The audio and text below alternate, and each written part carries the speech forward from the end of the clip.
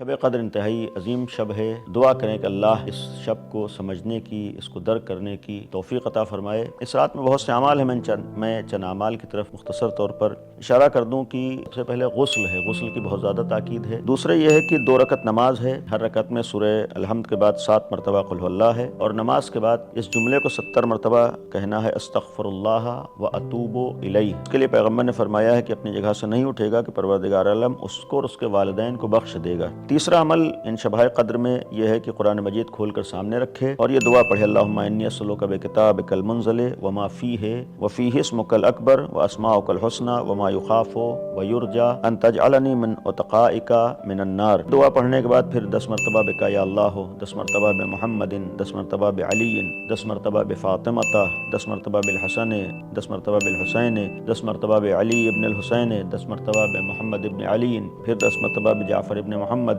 10 مرتبہ بموسیٰ ابن جعفر، 10 مرتبہ بعلی ابن موسیٰ، 10 مرتبہ بمحمد ابن علی، پھر 10 مرتبہ بعلی ابن محمد، 10 مرتبہ بالحسن ابن علی، اور پھر آخر میں 10 مرتبہ بالحجت۔ یہ کہنے کے بعد اپنی حاجتیں طلب کرے۔ شب 23 میں سورہ عنکبوت طرح پڑھے، سورہ روم کی تلاوت کرے۔ چھٹے امام نے فرمایا ان سوروں کو اس رات میں پڑھنے والا اہل بہشت میں ہوگا۔ 1000 مرتبہ انا انزلناہ پڑھنا چاہیے۔